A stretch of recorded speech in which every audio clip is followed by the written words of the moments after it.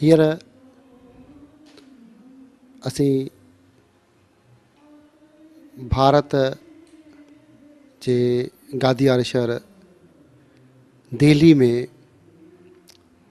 हिकु अहिड़ी शख़्सियत जे घर ते मौजूदु आहियूं जेका भारत ऐं पाकिस्तान में ॿिन्ही मुल्कनि जे अंदरि क़ाबिल एतिराम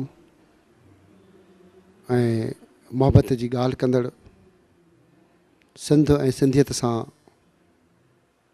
इंतिहा खां वधीक जुनून जी हद ताईं प्यार मोहबत ऐं शांतीअ जो पैगाम ॾींदड़ बुज़ुर्ग सियासतदान भारत जो ऐं भारत सरकार जो अॻूणो कानून वारो वज़ीर ऐं अर्बन डेवलपमेंट खाते जो अॻूणो वज़ीर, कश्मीर कमेटी भारत जो अॻूणो चेयरमैन साईं राम ॼेठ मलानी जन असां सां गॾु आहिनि। साईं राम साहब, अव्हांजी वॾी महिरबानी जो अव्हां सिंध टीवीअ लाइ पंहिंजे क़ीमती लम्हनि मां वक़्तु कढियो। सभ खां पहिरियों त इहा ॻाल्हि जेकी हमेशह अव्हां खां पुछी वेंदी आहे त ॿिन्ही मुल्कनि में जेको ही झेड़ो ऐं तज़ाद या इख़्तिलाफ़ आहिनि, इन्हनि जो आख़िर कहिड़ो हल मौजूदु आहे? अव्हां उन ते कहिड़ी रोशनी था विझो पिया? मां सम्झां थो त पहिरियां ई त आवाम जे तालीम जी तमामु ज़रूरत आहे। ॿिन्ही मुल्कनि में आम इंसान खे ज़हन में विझणी आहे इहा ॻाल्हि त लड़ाईअ ऐं झगड़े मां को बि फ़ाइदो कोन थियणो आहे। ॿई मुल्क बर्बादु थींदा ऐं ॿई मुल्कनि जा ख़ासि तौरु ग़रीब बर्बादु थी वेंदा। असीं पंहिंजा पैसा विञायूं पिया हथियारनि ते ऐं लड़ाईअ ते ऐं नौजवाननि जो खून पिया था वाहियूं ख़ामख़ा। जॾहिं इहा ॻाल्हि आम इंसान जे ज़हन में वेहंदी त आख़िर हुकुमरान जेके इंसान आहिनि उन्हनि ते प्रेशर वधंदो, उन्हनि ते बार थींदो, उन्हनि खे पंहिंजी मनवृती पंहिंजो कमु कार्य मटाइणो पवंदो। अॼु ग़लति रस्ते ते हली रहिया आहिनि ॿई मुल्क ऐं उमेद त आख़िर सिधे रस्ते ते अची पहुचंदा। अवी ॻाल्हि पिया कयो त ॿई मुल्क ग़लति दॻ ते हलनि पिया। अवी हिंदुस्तान में मौजूदु आहियो, हितां जे हुकुमराननि सां बि अव्हांजा वेझड़ा लाॻापा आहिनि ऐं सभिनि सां मिलो पिया ऐं ॿिन्ही मुल्कनि जे विरागे खां पोइ सभिनी हुकुमराननि सां अव्हां वेझो रहिया आहियो, जा मिलंदा रहिया आहियो, जा उन जज़्बे इख़्तिलाफ़ में रहिया आहियो। ऐं साॻे वक़्तु पाकिस्तान सरकार जे बि घणनि हुकुमराननि सां अव्हां जूं मुलाक़ातूं थींदियूं रहियूं आहिनि। हींअर ताज़ो सदर परवेज़ मुशर्रफ सां बि अव्हां पाकिस्तान जे गुज़िरियल दौरे में मुलाक़ात कई। इन सभिनी ॻाल्हियुनि खे, इन सभिनी मुलाक़ातुनि खां पोइ बि अव्हां उन्हनि ताईं कहिड़ो मैसेज ॾींदा रहिया आहियो सभिनि ताईं? असांजे ॿिन्ही मुल्कनि जी बदकिस्मती इहा आहे त असांजा जेके वॾा लीडर हुआ जिन जे फ़लसूफ़ीअ ते इहे मुल्क पैदा थिया हुआ, क़ाइदे आज़म मोहम्मद अली जिन्ना पाकिस्तान जी तरफ़, महात्मा गांधी असांजी तरफ़, ॿई जल्दी चालाणो करे विया। तंहिंखां पोइ जेके बि इंसान ताक़त जे कुर्सियुनि ते वेठा आहिनि उहे उन्हनि जे वजूद, उन्हनि जी हैसियत ताईं पहुची न सघिया कॾहिं। ऐं वॾी मुसीबत जी ॻाल्हि इहा थी त हिकिड़े कश्मीर जे सुवाल ते हिंदुस्तान ज़रे घटि सोवियत ब्लॉक में पहुतो ऐं तईं अमेरिकन ब्लॉक में पहुता। पोइ ॻाल्हि थी वई कोल्ड वॉर जो हिकिड़ो जुज़ो। पोइ कोल्ड वॉर जेसिताईं पूरी न थी तेसिताईं त हीउ मामिलो सुध थियणो ई न हो। ऐं कोल्ड वॉर हींअर 10-15 साल थिया आहिनि जो बंदि थी आहे। ऐं इहा का ताजुब जी ॻाल्हि न आहे त हिंदुस्तान ऐं पाकिस्तान जे विच में सुलह ऐं अमन अमान जी ॻाल्हियूं जेके थियनि पियूं से उन कोल्ड वॉर जे बंदि थियण खां पोइ शुरू थियूं आहिनि। रूस अफ़गानिस्तान में काहे आयो, अमेरिकन्स ऐं पाकिस्तानी उनखे कढण लाइ ॾाढा आता हुआ। उन जे लाइ असां हिकिड़ो भूत खड़ो कयो जेको अल क़ैदा ऐं तालिबान। हाणे उहो भूत जिन उन्हनि खे ख़लकियो आहे भूत खे उन जे पुठियां पिया। इहा असांजे ॿिन्ही देशनि जी बदकिस्मती आहे जो असां जेको इहो वॾो हिकिड़ो डेमन हिकिड़ो पैदा कयो आहे, पहिरियां ई अभी उन खे न्यूट्रलाइज़ करिणो आहे। उहो न्यूट्रलाइज़ थींदो ऐं जेकॾहिं का ग़रीब इंसान जिन खे वोट जी ताक़त आहे उहो सम्झी वेंदो त असांखे इन नालाइक़ राक्षस खे कढणो आहे ऐं पाण में मोहबत जूं ॻाल्हियूं करणियूं आहिनि, मोहबत बर्पा करणी आहे, मां नथो सम्झां त को वॾो मामिलो आहे। कश्मीर जो मामिलो को वॾो कोन्हे। पाकिस्तान जी सरकारुनि उनखे तमामु वॾी अहमियत ॾिनी आहे ऐं साॻी तरह हिन तरह बि उहा ई हालत थी आहे। ऐं मां सम्झां थो जेकॾहिं सियाणा ॿ माण्हू दानेश्वर 2 ॼणा गॾिजनि ऐं ईमानदारी सां वेही फ़ैसिलो कनि त तमामु सहूलियत सां इन मामले जो हल निकिरी सघे थो।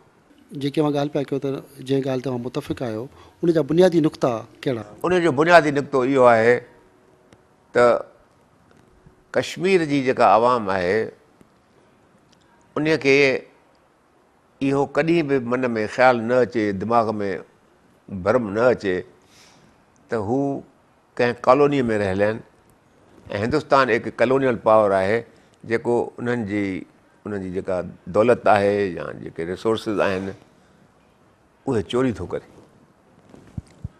जॾहिं उन्हनि जे मग़ज़ में इहा ॻाल्हि वेहिजी वञे त हिंदुस्तान कॉलोनियल पावर न आहे, हिंदुस्तान में ख़ुदि लोकशाही आहे। लोकशाही बि चुकूं कंदी आहे, असीं बि काफ़ी चुकूं कयूं आहिनि असां, पर लोकशाहीअ में चुकुनि खे साफ़ करण जो मैकेनिज़म आहे। उन जा हथियार आहिनि, उन जा वसूल आहिनि, वसीला आहिनि उन जा। ऐं इहा हिकिड़ी दुख जी ॻाल्हि आहे जो पाकिस्तान में डेमोक्रेसी ज़रा जंहिं नमूने में जंहिं हद ताईं हुअणु खपे न हुई, न थी आहे। तईं सिंध में रहो था, तव्हांखे त ख़बर आहे त पाकिस्तान जी वॾे में वॾी जेका कमज़ोरी आहे सा आहे त जमूरियत ग़ाइबु थी वई आहे। पाकिस्तान में जेकॾहिं उहा ई तमामु स्ट्रांग डेमोक्रेसी हुजे जीअं असांजे हिंदुस्तान में आहे, हिंदुस्तान में त 5-5 साल सरकार कढी फिटी था करियूं, स्टेट गवर्नमेंट्स में सरकारियूं मटायूं पिया था ऐं रोज़ु प्राइम मिनिस्टर ते गाली गलोच पियो थिए, अख़बार में नुक्तचीनी पई थिए। पोइ कॾहिं उहा नुक्तचीनी ग़लति आहे, कॾहिं बराबरि आहे, पर डेमोक्रेसीअ में ज़रूरु थींदो आहे। अहिड़े क़िस्म जी डेमोक्रेसी जंहिंमें हर एक नागरिक खे डेमोक्रेटिक ऐं कॉन्स्टिट्यूशनल राइट्स हुजनि, आइन जा राइट्स हुजनि, राइट ऑफ इक्वालिटी पहिरीं ॻाल्हि आहे। वॾे में वॾो बुनियादी हक़ु जेको आहे इंसानियत जो उहो आहे सभिनी जी बिल्कुलु बराबरी ऐं सरकार जी बेतरफ़दारी। अहिड़े क़िस्म जो जेकॾहिं कॉन्स्टिट्यूशन पाकिस्तान खे हुजे हा त पोइ कश्मीर में केरु राज थो करे उहा हिकिड़ी टेक्निकल ॻाल्हि आहे। कोई परवाह न आहे त पाकिस्तान जी पार्लियामेंट थी राज करे या हिंदुस्तान जी पार्लियामेंट थी करे, पर जमूरियत थी करे ऐं इंसान ते करे थो, तानाशाही न आहे। पाकिस्तान हुकूमत में केतिरनि ई माण्हुनि हुकमरानी कई, उन सभिनी हुकमराननि मां काइद आज़म मोहम्मद जना खां मौजूदा सदर जनरल परवेज़ मुशर्रफ ताईं कंहिंखे मां बहितर था सम्झो? भई 23 मार्च 56 तव्हां पाकिस्तान डे करे मल्हायो था। छो था मल्हायो? जो उन ई ॾींहुं पाकिस्तान जो डेमोक्रेटिक कॉन्स्टिट्यूशन, पहिरियों डेमोक्रेटिक कॉन्स्टिट्यूशन वजूद में आयो ऐं अमल में आयो। बदनसीबी पाकिस्तान जी इहा आहे जो उहो कॉन्स्टिट्यूशन 1.5 साल खां मथे न हलियो। उन खां पोइ सभु डिक्टेटरशिप्स रहियूं आहिनि, कुझु घटि कुझु वधि, कुझु सुठियूं कुझु ख़राबु, मगर जमहूरियत वापसि न आई आहे। उहो 23 मार्च 56 वारो कॉन्स्टिट्यूशन जेकॾहिं अॼु बि हिंदुस्तान में हुजे हा त असांजे ॿिन्ही मुल्कनि जे विच में तुर्शी एतिरी थिए न हा, लड़ाई घटि में घटि ज़रूरु न थिए हा ऐं कश्मीर जो मामिलो हल थी वञे हा।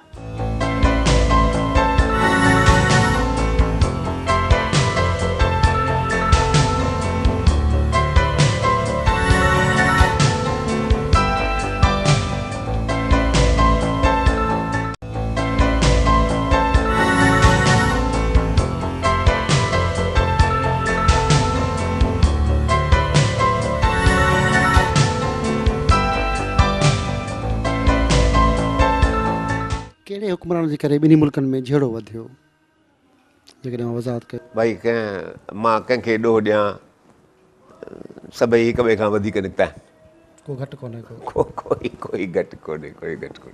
अगरि भुट्टो सिंधी हो, चयईं त मां 1000 साल लड़ंदुसि हिंदुस्तान सां। आई fight 1000 years war. 1000 years war त 10 भुट्टो गुज़री वञनि। ज़ुल्फ़िकार भुट्टे सां जी का मुलाक़ात या उनजी नियाणी ज़ुल्फ़िकार अली भुट्टो सुठो वकील हो, उन फर्म में कमु कंदो हो जंहिंमें मुंहिंजा रिश्तेदार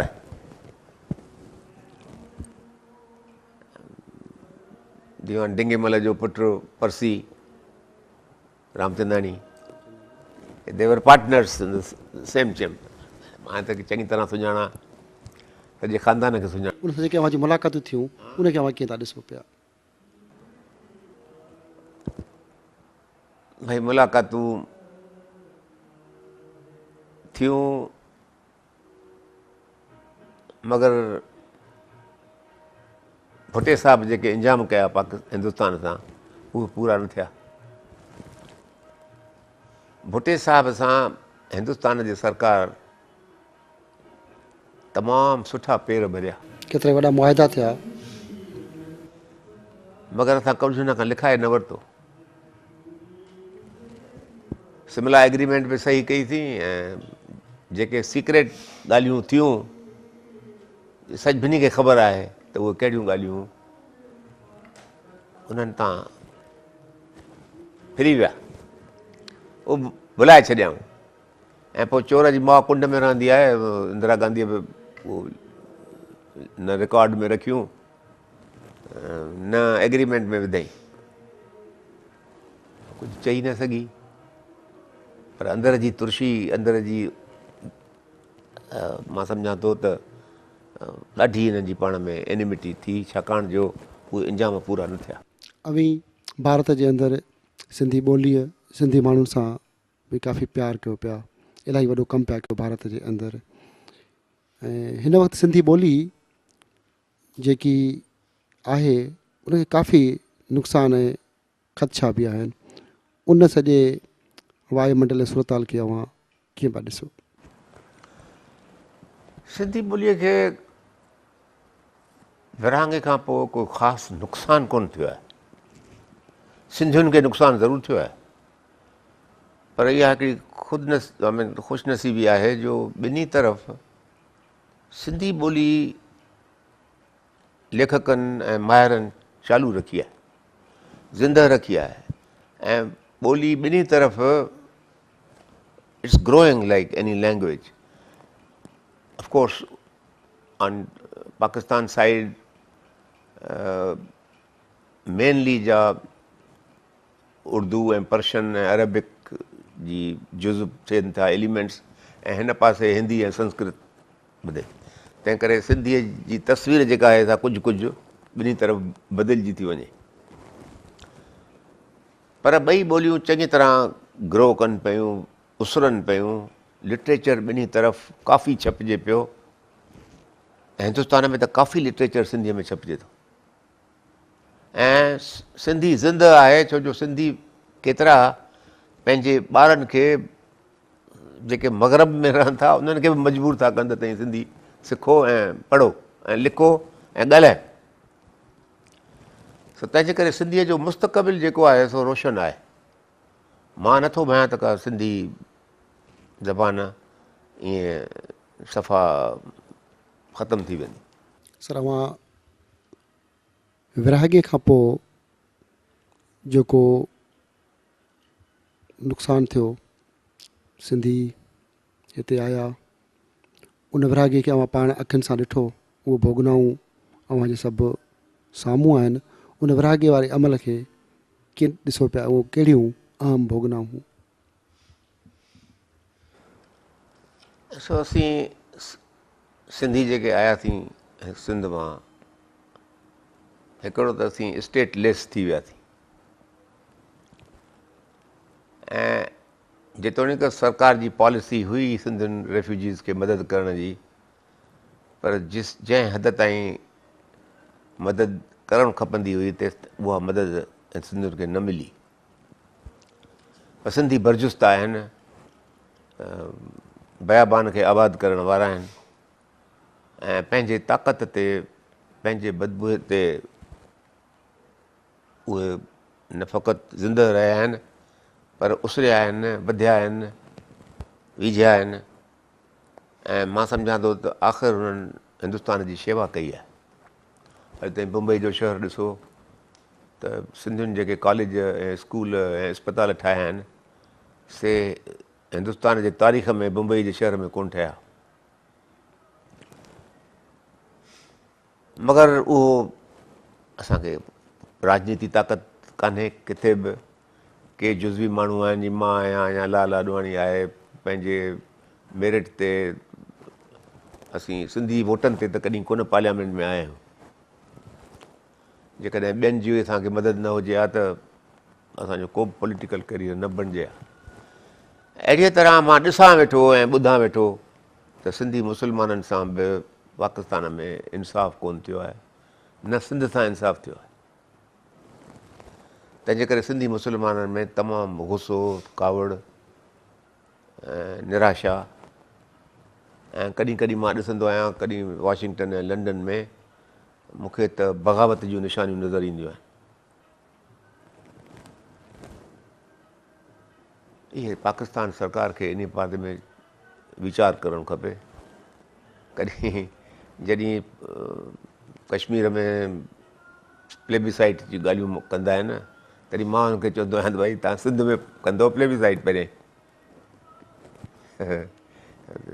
सिंध में जेकॾहिं अॼु सचपच प्लेबिसाइट थिए त ख़बर न त सिंध जो फ़ैसिलो कहिड़ो थींदो।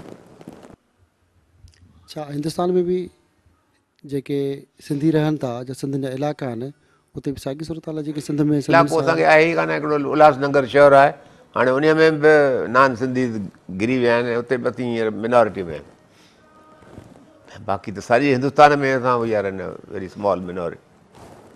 हे त असांखे पंहिंजी बिज़नेस आहे, पंहिंजूं प्रोफेशन्स आहिनि, पंहिंजो इल्मु आहे, एजुकेशन आहे, उन जे ताक़त ते असीं हलूं पिया था, न त ॿियो असांखे कोई हिमथाइण वारो कोई कोन्हे। कीअं सिंधी पाण में हिक ॿिए खे हिमथाए सघंदा ऐं पाण में गॾु थी पंहिंजी ॿोली जो बचाव करे हीउ जेको सघंदा? ॾिसो वेठा जीअं तव्हीं हींअर आया आहियो या असांजा आर्टिस्ट, असांजा जर्नलिस्ट, असांजा वकील, हाणे जेको इंटरचेंज थी आहे ऐं ॿिन्ही तरफ़े पीपल टू पीपल डायलॉग हले थो, इन सां सिंधी मज़बूत थींदा ऐं आख़िर पाकिस्तान सरकार खे बि सोचणो पवंदो त सिंध जा जेके मुस्लमान आहिनि उहे हींअर पंहिंजी अखियूं ऐं पंहिंजी अखियुनि जी रोशनी जेका आहे सा हींअर ॿाहिरि विझी रहिया आहिनि ऐं हाणे ख़्यालु करिणो पवंदो उन्हनि खे।